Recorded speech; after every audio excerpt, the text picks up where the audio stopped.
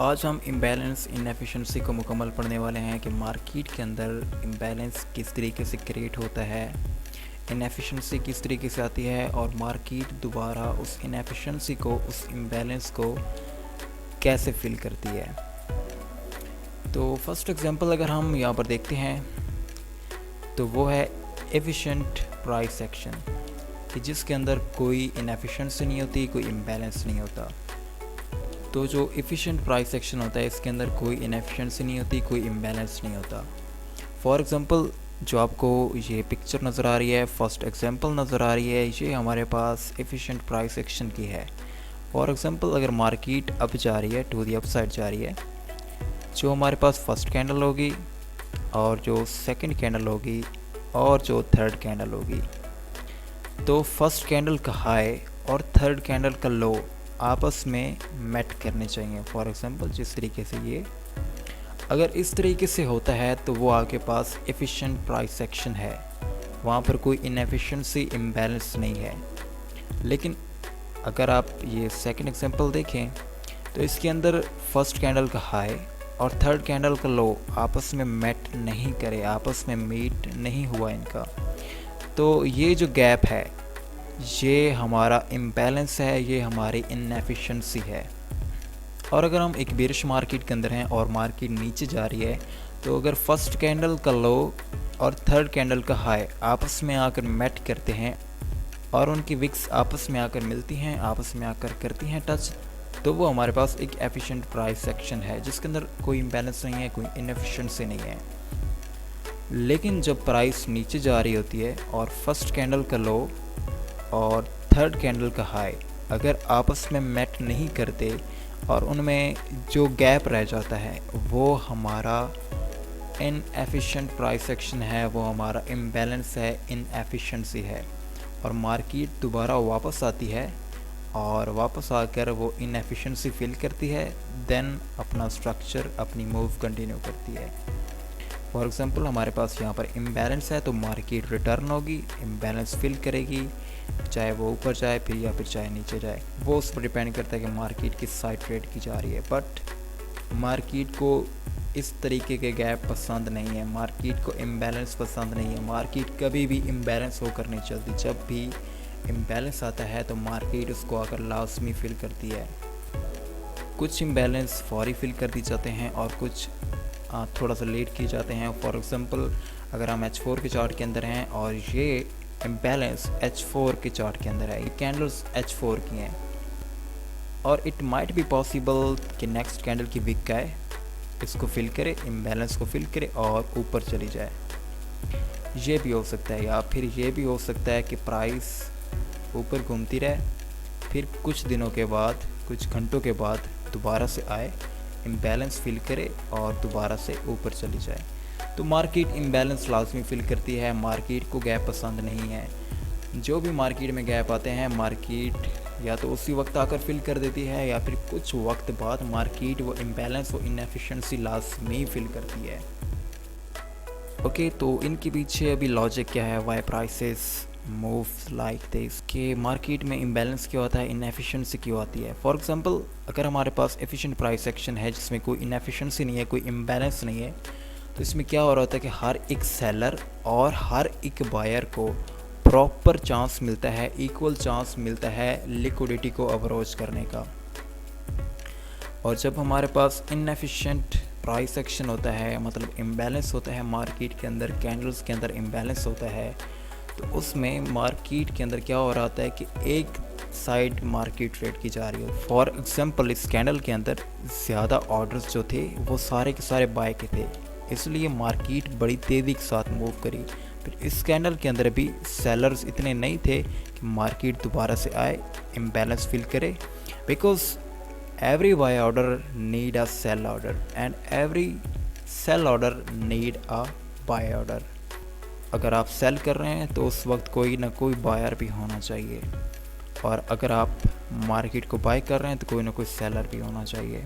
तो जब liquidity price मुकम्मल ग्रैब नहीं कर पाती, ऑर्डर फिलिंग नहीं कर पाती और एक ही तरफ मार्केट ट्रेड की जा रही होती है, ज़्यादातर ऑर्डर्स जस्ट होते हैं बाइंग के, सो दैट्स वाई मार्केट के अंदर इम्बैलेंस आ जाता है। और जब प्रॉपर ऑर्डर फिलिंग की जा रही होती है लाइक दिस कि हर एक सेल ऑर्डर को हर एक बाय ऑर्डर भी मिल रहा होता है, हर एक बाय ऑर्डर को हर एक सेल ऑर्डर भी मिल रहा होता है, तो हमारे पास एफिशिएंट प्राइस एक्शन होता है, इम्बैलेंस नहीं आता, विक्स एक दूसरे से आकर मिलती रहती हैं। तो नेक्स्ट चलते हैं चार्ट्स के ऊपर, चलकर इनके एग्जांपल्स देखते हैं कि रियल मार्केट के अंदर रियल चार्ट्स के ऊपर ये किस तरीके से नज़र आते हैं। ओके, तो अभी हम रियल मार्केट के अंदर आ चुके हैं। तो यहाँ पर मैं आपको एग्जांपल दिखाता हूँ इन एफिशिएंसी की, इम्बैलेंस की। फॉर एग्जांपल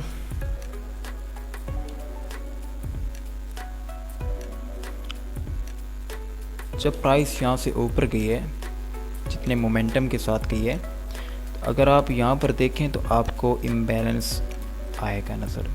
ये फर्स्ट कैंडल, ये सेकंड कैंडल और ये थर्ड कैंडल। थर्ड कैंडल का लो क्या फर्स्ट कैंडल के हाई से आकर मीट किया? नहीं किया, तो ये हमारे पास इम्बैलेंस आ गया। ये एरिया हमारे पास इम्बैलेंस एरिया है, इनएफिशिएंसी है यहाँ पर। देन फाइनली प्राइस वापस आई और प्राइस ने आकर इनएफिशिएंसी फिल की, डिमांड जोन में टैप हुई और then moves to the upside. तो अगर आप यहाँ पर देखते हैं तो यहाँ पर एफिशिएंट प्राइस एक्शन है, विक्स एक दूसरे को फिल करती आ रही हैं। For example first candle, second candle, third candle एक ही पॉइंट पर, first candle, second candle, third candle no inefficiency, first candle, second candle, third candle no inefficiency, अगर कोई थी भी तो इस वीक ने फिल कर दी। Then first candle, second candle, third candle inefficiency. Okay, ये हमारे पास इनएफिशिएंसी आ गई, प्राइस वापस आई, इनएफिशिएंसी फिल की एंड दोबारा से नीचे आ गई। Then first candle, second candle, third candle no inefficiency, इस तरीके से first candle, second candle, third candle inefficiency, price वापस गई, रिट्रेस की और fill that inefficiency. Then again first candle, second candle, third candle, हमारे पास ये इनएफिशिएंसी थी, प्राइस वापस गई, इनएफिशिएंसी प्राइस ने फिल की। तो जहाँ जहाँ पर भी इनएफिशिएंसी होती है प्राइस फिल कर देती है। सम टाइम प्राइस फ़ौरन फिल कर देती है, सम टाइम प्राइस थोड़ा सा लेट फिल करती है कुछ वक्त के बाद, सम टाइम वो फ़ौरन ही फिल कर दी जाती है। For example first candle, second candle, third candle inefficiency, price दोबारा से ऊपर गई और वो इनएफिशिएंसी प्राइस ने फिल कर दी।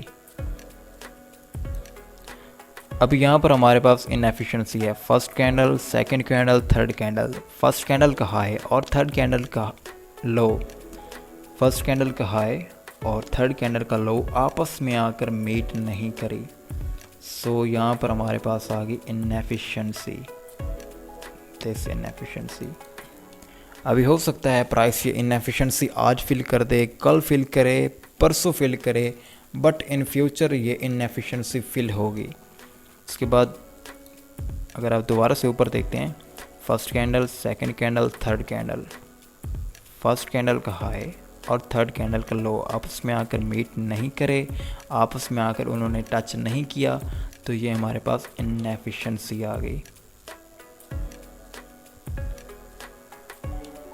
सेम अगर आप यहाँ पर देखते हैं first candle, then second candle, then third candle, इनके बीच इनएफिशिएंसी थी, प्राइस रिट्रेस की, प्राइस वापस आई, इनएफिशिएंसी फिल की और then moves to the upside. For example अगर आप एफिशिएंट प्राइस एक्शन को देखना चाहें, अगर आप इसे देखें, first candle, second candle and third candle no inefficiency,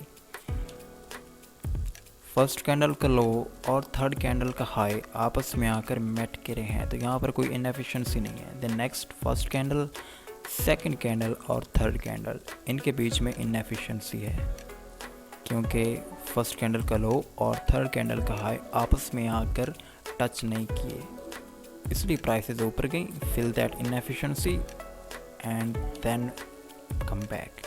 first candle का हाई और थर्ड कैंडल का लो आपस में आकर मैट नहीं करे, inefficiency, price spike, inefficiency filled, then moves to the upside. First candle, second candle, third candle, no inefficiency. Then first candle, second candle, third candle, हल्की सी इनएफिशिएंसी, प्राइस आएगी फिल करेगी. First candle, second candle, third candle, inefficiency, price आएगी fill करेगी. तो इस तरीके से market के अंदर इनएफिशिएंसी को फिल किया जाता है. इस तरीके से मार्केट इनएफिशिएंसी फिल करती है. For example recent price action में हम जाकर देखते हैं तो यहाँ पर कोई इनएफिशिएंसी नहीं है. कैंडल्स के हाइस और लोस आपस में मैट कर रहे हैं. Now first candle, second candle, third candle, inefficiency. Okay, अब प्राइस आएगी, इस इनएफिशिएंसी को फिल करेगी. यहाँ पर एक चीज़ नोट करें कि सम टाइम प्राइस 100% जाकर फिल करती है और सम टाइम जो इनएफिशिएंसी होती है उसका 50% फिल किया जाता है और फिल करके प्राइस दोबारा से रिटर्न हो जाती है. तो इस तरीके से प्राइस इनएफिशिएंसी फिल करती है. आप जिस मर्जी टाइम फ्रेम में चले जाएं, H1 में चले जाएं, मंथली में चले जाएं या M1 में, प्राइस इसी तरीके से चलती है. प्राइस इसी तरीके से इनएफिशिएंसी को फिल करती है क्योंकि प्राइस को एफिशिएंट प्राइस एक्शन पसंद है, इनएफिशिएंसी इम्बैलेंस पसंद नहीं है. प्राइस को गैप पसंद नहीं है. जब भी प्राइस ऊपर मूव करती है या फिर नीचे मूव करती है, अगर वहाँ पर इम्बैलेंस हो, इनएफिशिएंसी हो, तो प्राइस रिट्रेस करेगी, वापस आएगी और लास्ट मी से वो इम्बैलेंस इनएफिशिएंसी फिल करेगी. इसलिए जहाँ पर ज़्यादा इम्बैलेंस होता है प्राइस उस तरफ ट्रैवल करती है. जहाँ पर ऑर्डर्स पड़े होते हैं, लिक्विडिटी होती है, प्राइस उस तरफ ट्रैवल करती है.